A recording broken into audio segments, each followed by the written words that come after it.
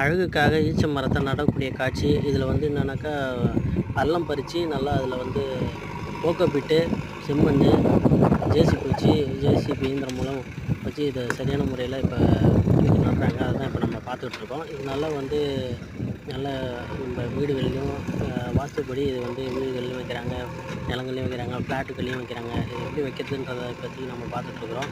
இது வந்து என்னன்னாக்கா, இப்போ வந்து நல்ல ஒரு பேரிச்சம்பழ இனத்தை சார்ந்தது. அது மட்டும் இல்லாமல் இது வந்து நல்ல ஒரு வகையை சார்ந்த ஒரு